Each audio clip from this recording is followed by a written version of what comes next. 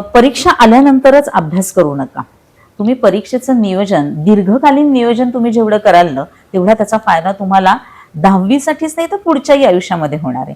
So दीर्घकालीन नियोजन म्हणजे काय, तर ते स्वाध्यायन. बरोबर. मी स्वतः माझ्यासाठी केलेला अभ्यास, ज्याला घरचा अभ्यास आपण असं म्हणू शकतो. आता तू कुठल्याही विद्यार्थ्याला विचार, तू तुझा अभ्यास करतोस का, तर तिथे त्यांना वेळ नाही हे पहिलं उत्तर येतं. की शाळा असते, शाळेतले सबमिशन्स असतात, क्लास असतो, क्लासमधले काही होमवर्क दिलेले असतात, पण याच्यामध्ये शाळा किंवा क्लासनी सांगितलेलाच फक्त अभ्यास. पण मग अर्चिता, यात त्या मुलांचा पण दोष नाही. प्रॅक्टिकली पाहिलं तर ते तसंच आहे की शाळाही तेवढीच अभ्यास देते, गृहपाठ असतो आणि क्लासेस पण. मग त्यांनी स्वतःचं स्व-अध्ययन जे तू म्हणते ते करायचं कसं? जो शाळेचा आणि क्लासचा होमवर्क दिलेला असतो ना त्याच्यातच स्वतःचा अभ्यास पण इन्क्लूड करता येऊ शकतो. आता शाळा आणि क्लासमध्ये काय अभ्यास दिलेला असतो, मोस्ट ऑफ द टाइम स्वाध्याय सोडवायला सांगितलेले असतात किंवा एक्स्ट्रा काही क्वेश्चन्स दिलेले असतात ते सोडवायला सांगितलेले असतात.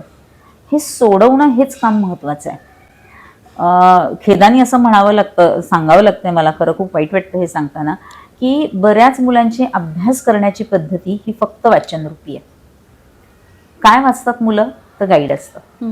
हे कुठल्याही आपण कुठल्याही भागामध्ये जाऊ द्यात, शहरी असू दे, ग्रामीण असू दे, कुठलाही भाग असू दे, मार्क कमी का मिळतात असं जेव्हा पालक विचारतात ना तेव्हा त्याचं पहिलं आणि शेवटचं उत्तर एकच आहे की तुमचं मूल हे वाचनरूपी अभ्यास करतं. बट वेराज तुमची परीक्षा जी आहे ना ती लिखाणरूपी आहे ना, पेपर तुम्हाला लिहून द्यायचा आहे. असं कुठलंही बोर्ड नाही, कुठलीही युनिव्हर्सिटी नाही आहे जगामध्ये की पेपर तुम्हाला ओरली आहे किंवा तुम्हाला ऑनलाईन आहे. तो पेपर तुम्हाला कंपल्सरी लिहून द्यायचा आहे. बरोबर. त्यामुळे लिखाणाची प्रॅक्टिस कुठे येते मुलांची, जे 2020 पर्यंत म्हणजे करोना पर्यंत थोडं तरी असेल असं होतं असं म्हणावं असं वाटतंय. कोरोना नंतर मुलं लिहायचीच विसरली आहेत.